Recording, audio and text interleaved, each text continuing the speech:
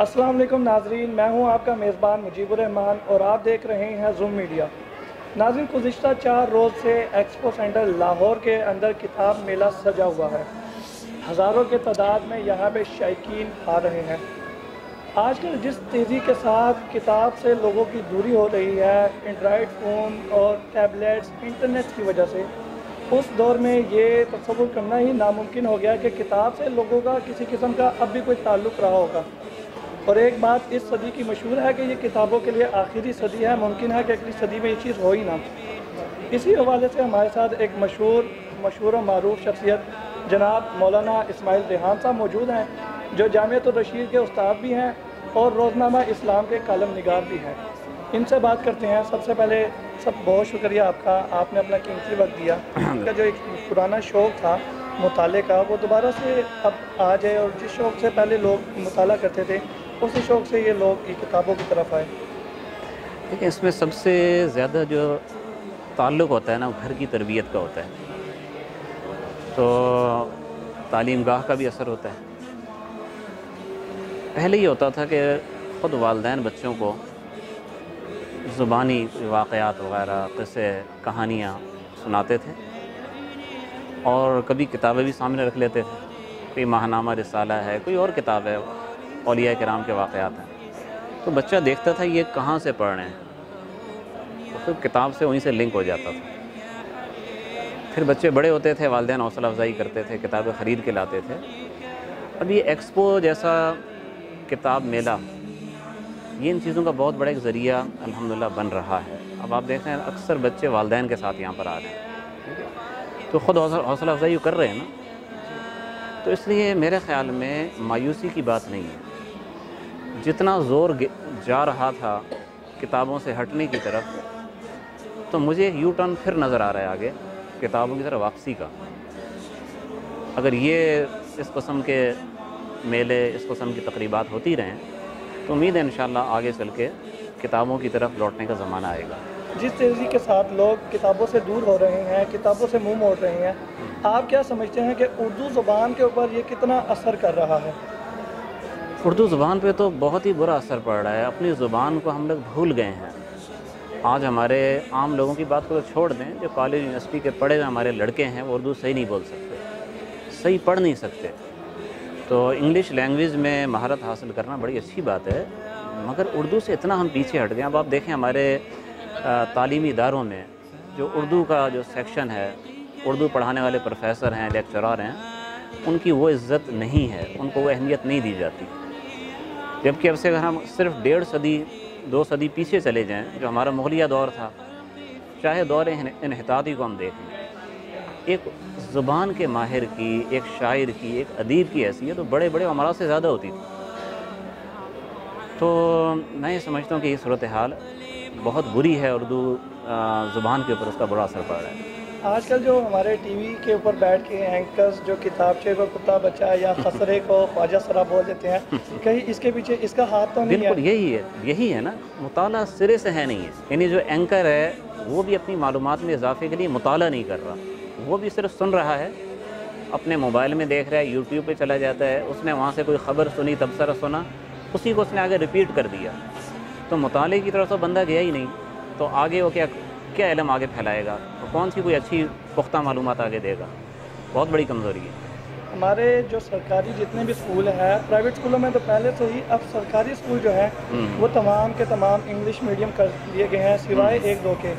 اس کی وجہ سے ہمارے جو آنے والی نسلیں ہیں ان کے اوپر کیا اثرات پڑیں گے، اور کتب بینی کے حوالے سے ان کے کیا سائیڈ ایفیکٹ ہو سکتے ہیں؟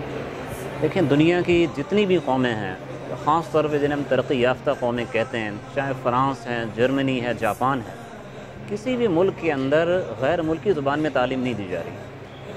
وہاں اپنے قومی شاعر بھی پیدا ہو رہے ہیں، ادیب بھی پیدا ہو رہے ہیں، سائنسدان بھی پیدا ہو رہے ہیں اسی زبان کو پڑھ کے۔ اور یہ فطری بات ہے کہ انسان اپنی مادری زبان میں، اپنی علاقائی زبان میں کسی چیز کو جتنا پک کرتا ہے دوسری زبان میں نہیں کر سکتا۔ تو یہ تمام، میں یہ سمجھتا ہوں جو آپ نے میڈیم کی بات کی، کہ انگلش میڈیم زیادہ آ گیا ہے۔ ہم اس سے یہ توقع نہیں کر سکتے کہ کوئی بہت بڑے سائنسدان اس طریقے سے پیدا ہوں گے۔ اگر کوئی پیدا ہو تو ذاتی صلاحیت سے پیدا ہو جائے، وہ الگ بات ہے۔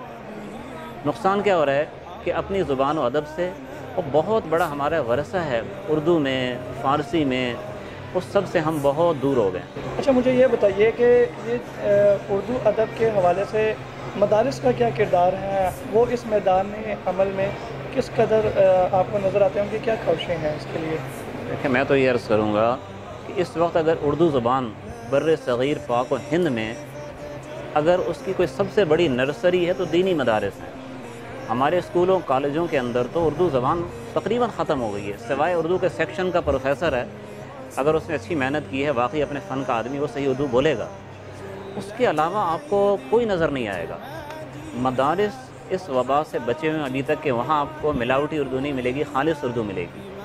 اگر کوئی مدرسے کے عالم ہیں یا طالب علم ہیں، وہ اردو میں اگر فارسی کا استعمال کرتے ہیں یا عربی کا، تو وہ تو اردو زبان کا امتزاج ہی ان زبانوں سے ہے، اس لیے وہ چیز اس میں اجنبی نہیں لگتی۔ لیکن جب آپ اس میں انگریزی کی ملاوٹ کرتے ہیں، وہ بھی اس طرح کے عادی انگریزی ہوتی ہے، اور صرف ہے، تھا، گا، یہ چند الفاظ اردو کے آتے ہیں، تو پھر وہ کون سی زبان بن جاتی ہے پھر؟ میرا خیال ہے کہ آج کے دور میں جو 95% جو رائٹرز ہیں وہ بے شک دائیں بازو کے ہیں، وہ چاہے بائیں بازو کے ہیں، تو میرا خیال ہے کہ مدارس سے ہی نکلے ہوئے جو نوجوان ہیں، آج مجھے اگر کوئی رائٹر نظر آتا ہے، زیادہ تر جو نظر آ رہے ہیں وہ انہی کی نظر آ رہے ہیں، کہ اس کے پیچھے یہی وجہ ہے کہ مدارس کی جو تعلیم ہے وہ اردو میں، عربی میں، فارسی میں دی جا رہی ہے۔ اس میں تھوڑی سی بات میں یہ عرض کروں گا، بائیں بازو میں تو مجھے مدارس والے نظر نہیں آتے، شاید کوئی چلا گیا تو الگ بات ہے، مدارس والے دائیں بازو ہی میں انشاءاللہ آپ کو نظر آئیں گے۔ اور اس میں کوئی شک نہیں کہ آپ دیکھیں بڑے بڑے اچھے رائٹر وہ مدارس سے نکل رہے ہیں، صحافت میں ہیں، میڈیا میں ہیں، الحمدللہ کام کر رہے ہیں۔ اور اگر آپ ان کی زبان و بیان کو دیکھیں تو آپ کو جیسے ایک نستعلیق انداز ایک نظر آئے گا، ایک نفاست ان کی زبان میں، تلفظ میں نظر آئے گی۔ انہیں پتہ ہے کہ کہاں پر زبر ہے، کہاں پر زیر ہے۔ مثال کے طور پہ لفظ ہے مکمل، یہ چیز کا کامل ہونا، یہ مکمل ہے۔ ایک عالم کو، یہ مدرسے کے طالب علم کو جو پہلی کلاس میں ہے، جو اولا میں ہے، اسے پتہ ہے یہ مکمل ہے۔ عام ہمارے اینکرز کو بھی نہیں پتہ ہوتا، تو مکمل ہی کہتے ہیں اس کو، جو گرامر کے لحاظ سے بالکل غلط ہے۔ تو یہ فرق ہے۔ میں تاریخ کے حوالے سے آپ سے جاننا چاہوں گا کہ تاریخ کے حوالے سے آپ کی کیا کوششیں ہیں، آپ کی ان کے حوالے سے کون کون سی کتابیں اب تک چھپ چکی ہیں، اگر آپ ہمیں ان کا وزٹ بھی کرائیں اور ساتھ میں ان کا تعارف بھی کرائیں۔ ٹھیک ہے، بسم اللہ۔ تو ہم ان کے اسٹال پہ چلتے ہیں جہاں پہ ان کی بکس لگی ہوئی ہیں، وہاں پہ مولانا اسماعیل صاحب ہمیں وہ کتابیں بھی دکھائیں گے اور ان کا باقاعدہ ہمیں وزٹ کروائیں گے، اور ایک ایک کتاب کے بارے میں ہمیں بتائیں گے کہ وہ کتاب انہوں نے کس حوالے سے لکھی ہے اور اس کے اثر کیا فوائد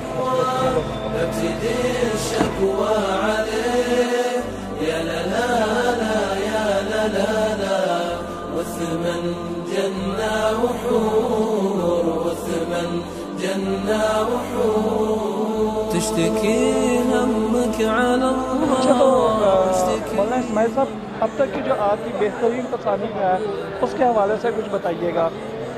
ہاں دیکھیں، تصانیف میری جو بھی ہیں وہ ایک طالب علم کی کوشش ہیں، کاوش ہیں، اور میں نے کوشش کی ہے کہ ایسے موضوعات پر کام کروں جن پر پہلے کام یا تو ہوا نہیں ہے، یا ہوا ہے تو جس طرح آسان انداز میں اور دلچسپ انداز میں اور اصل کتابوں کی تحقیق کے ساتھ، وہ پہلے مجھے نظر نہیں آیا، تو ان موضوعات میں نے کام کیا۔ مثلا تاریخ افغانستان جو 2 جلدوں میں ہے، جی یہ میرا خیال ہے کہ مجھے یہاں پہ سامنے نظر آ رہی ہے۔ ہاں جی جی، یہ مولانا اسماعیل ریحان صاحب کی وہ کتاب ہے جس کے بارے میں افغانستان کی تاریخ کے حوالے سے انہوں نے وہ پوری ہسٹری لکھی ہے۔ جی ہاں، یہ 2 جلدوں میں یہ کتاب ہے، تو اس موضوع پر کوئی تفصیلی کتاب اردو زبان میں موجود نہیں تھی، تو پھر میں نے خود جو افغانوں کی اپنی کتابیں پرانی لکھی ہوئی ہیں، زیادہ فارسی میں ہیں، اس سے میں نے استفادہ کر کے، اور پھر مزید جو جدید ہماری تاریخ ہے قریبی سالوں کی، ہو تو پھر اخبارات سے، لائبریری میں جا کے اخبارات اٹھا کے پھر یہ کام میں نے اس طریقے سے۔ میں آپ کی بات کاٹنا چاہوں گا، اس صدی کا جو سب سے بڑا شاہکار ہے مولانا اسماعیل ریحان صاحب کا، تو وہ تاریخ امیت مسلمہ ہے جو اس صدی کا سب سے بڑا شاہکار ہے۔ سابق چیف جسٹس شیخ الاسلام مولانا مفتی تقی عثمانی صاحب نے سراہا اور اس کی بہت زیادہ تعریف کی۔ اس صدی کی اگر کوئی بہترین کتاب ڈھونڈی جائے تو میرا خیال ہے کہ اس کتاب سے بہترین کوئی کتاب نہیں ہو سکتی۔ اتنی بڑی کتاب آج کل کے دور میں جس میں لوگوں کو پڑھنے کی شوق ہی نہیں ہے پڑھنے کا، اس میں اتنی بڑی کتاب لکھنا تو واقعی ایک شاہکار ہو سکتا ہے۔ میں تو خیر اس کا مجھے تو نہیں معلوم اس کتاب میں اس کے کس طریقے سے آپ نے کس محنت کے ساتھ لکھا. میں تو سائز دیکھ کے کہہ سکتا ہوں. تو اتنی موٹی کتاب لکھنا کس طریقے سے آپ نے اتنی بڑی کتاب لکھی اور اس کے لیے کہاں سے آپ نے معلومات جمع کی اور یہ کتنے عرصے میں کتاب لکھی گئی؟ دیکھیں یہ کام جو ہوا نا اس کی وجہ یہ تھی کہ اردو زبان میں جو ہماری جو تاریخی کام ہوا ہے اس میں مجھے معیار کی کمی محسوس ہوئی. یعنی تحقیق تک اور اصل ماخذ تک جانے کا شاید مصنفین کو یا تو ٹائم کم تھا, کم وقت میں انہوں نے کام کیا ہے, یعنی ایک لمٹ کہ ہم نے اتنے ٹائم میں کام کر لینا ہے, یا یہ کہ ماخذ بہت سارے جو اب کتابیں بہت سارے مخطوطات چھپ چکے ہیں اس ٹائم نہیں ہوں گے. ٹھیک ہے, تو ہمیں اللہ نے مواقع دیے ہیں. اب یہ زمانہ اس لحاظ سے بہت خوش قسمت ہے کہ جو کتاب ڈھونڈے نہیں ملتی تھی اب آپ کی دسترس میں ہے. تو یہ کام پھر میں نے بات تھوڑی مکمل کرنا, پھر یہ میں نے کام شروع کیا. تو چونکہ اس میں اصل ماخذ تک ہم گئے ہیں تو اس لیے پھر وہ کام زیادہ تحقیقی بھی ہے, تفصیلی بھی ہے. وہ زبان میں نے کوشش کی کہ آسان ہو اور اس کو اگر ایک مدرسے کا اولیٰ ثانیہ کا طالب علم ہے, اسکول کا 5ویں 6ٹھی 7ویں کا طالب علم ہے, وہ اسے پڑھ سکے. اس کتاب کا کچھ خلاصہ ہمارے ناظرین کو بتا دیجیے کہ اس کتاب کا خلاصہ کیا ہے؟ خلاصہ تو یہ ہماری پوری تاریخ ہے. یعنی پہلی جلد جو ہے یہ حضرت آدم علیہ السلام میں شروع ہوتی ہے اور پھر اس میں گزشتہ انبیاء کے حالات, پھر سیرت نبویہ ہے, پھر خلفائے راشدین کے حالات ہیں. دوسری جلد میں حضرت امیر معاویہ رضی اللہ تعالیٰ عنہ, پھر حضرت حسین رضی اللہ تعالیٰ عنہ, عبداللہ ابن زبیر رضی اللہ تعالیٰ عنہ, اور پھر تاریخ سے متعلق بہت سارے شبہات ہیں, بہت سارے اشکالات ہیں, ان کے جوابات. یہ اب ہاں اس میں آ گئی ہے. تیسری جلد جو ہے اس کے بعد تیسری ہے, اس میں بنو امیہ کا پورا دور ہے, بنو عباس کا پورا دور ہے, بنو عباس کے معاصر جو بڑی بڑی حکومتیں تھیں ان کا ذکر ہے. تو یہ تقریباً 3 جلدوں میں مجھے 8 سال لگے. یعنی 2011 میں یہ کام شروع ہوا تھا اور سمجھیں کہ 2019 میں یہ تکمیل تک پہنچ کے پھر یہ آیا, منظر عام پر آیا. یعنی میرے لکھنے کا ویسے کام جو تھا مسودہ وہ 2018 میں ختم ہو گیا تھا, مگر پھر تصحیح, پروف ریڈنگ وغیرہ وہ سارا کام یہ 7 سے 8 سال کا. ہاں جی 8 سال آپ لگ گئے اس میں, 8 سال. تاریخ بنو امیہ, تاریخ بنو عباس کے بارے میں کافی شکوک و شبہات حضرت امیر معاویہ کے حوالے سے بھی پائے جاتے ہیں.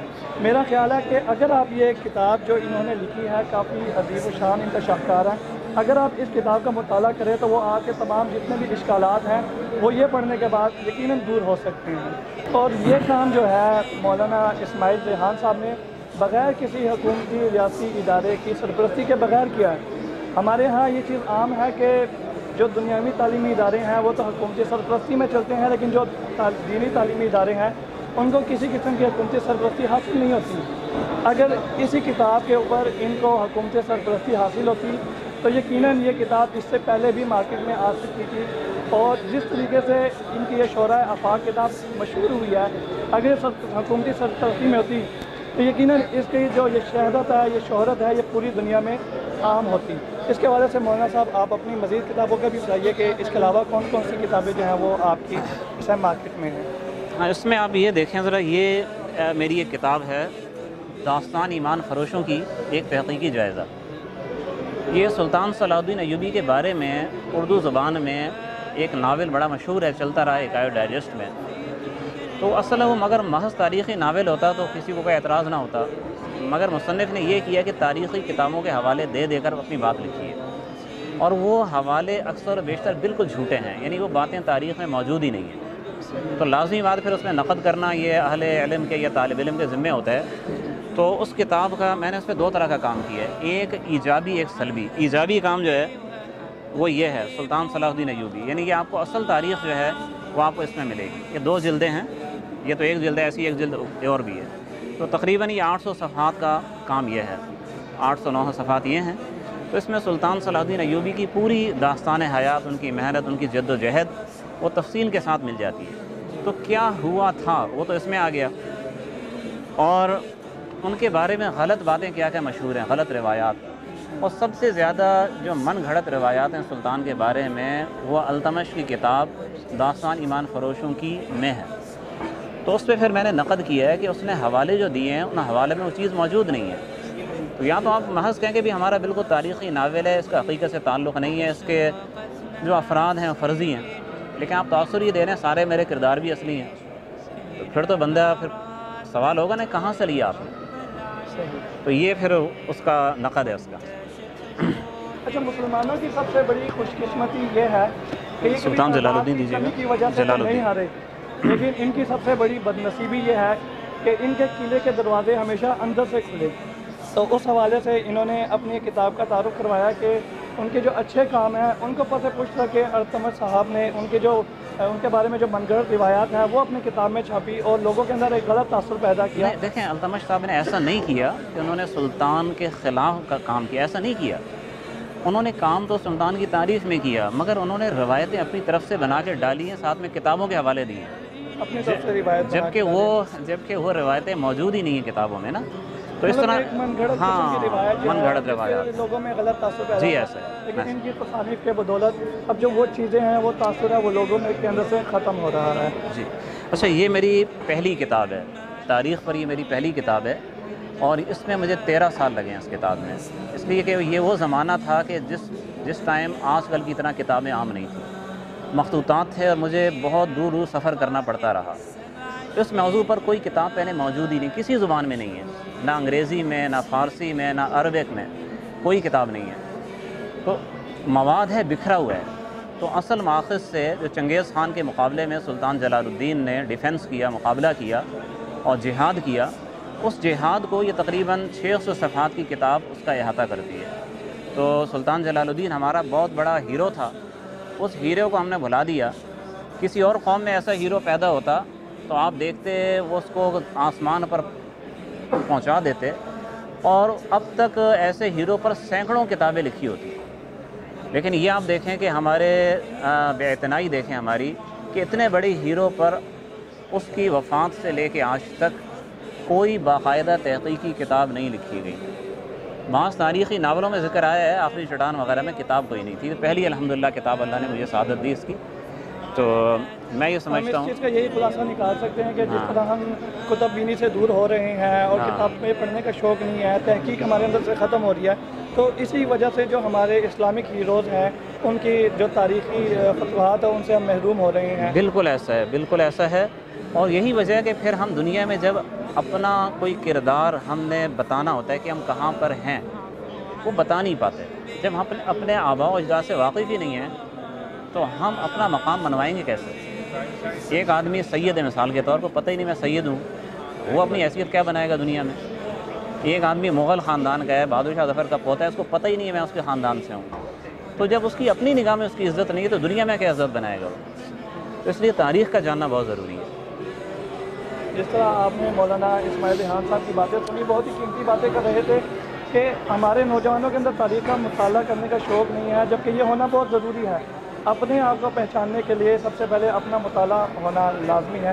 اچھا، میں آپ سے ایک آخری سوال پوچھنا چاہوں گا. آپ ہمارے جو نئی نوجوان نسل ہے ان کو کیا نصیحت دینا چاہیں گے، اور کس طریقے سے ہمارے بچوں کے اندر دوبارہ سے یہ کتب بینی کا جو شوق ہے جگایا جا سکتا ہے؟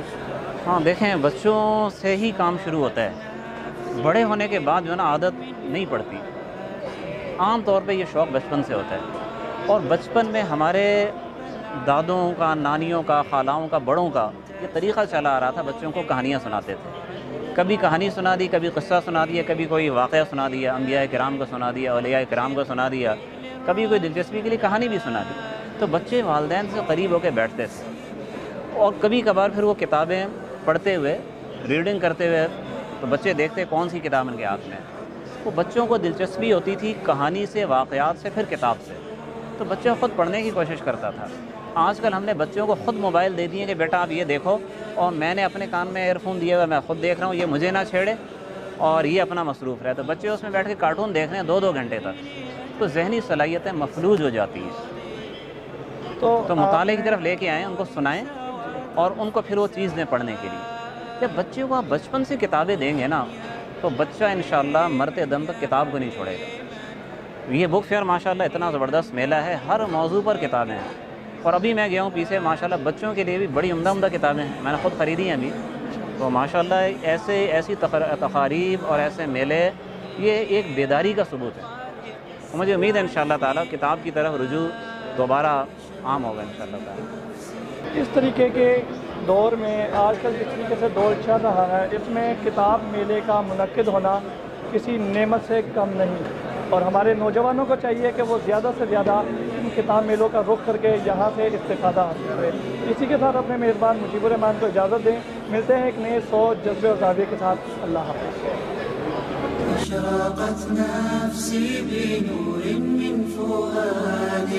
ماشاء اللہ، یہ ہمارے زوم میڈیا کے ساتھی، یہ نوجوانوں کی ایک ٹیم ہے جس نے بڑا اچھا کام پیش کیا ہے یوٹیوب پر، اور میں اپنے تمام ساتھیوں سے گزارش کروں گا کہ انہوں نے جو اچھی ویڈیوز پیش کی ہیں، سلسلہ ان کا چل رہا ہے، تو اس کو وہ دیکھیں، آگے ریکمنڈ کریں، سبسکرائب کریں اور خود بھی فائدہ اٹھائیں، دوسروں کو بھی فائدہ اٹھانے کا موقع دیں۔ شکریہ۔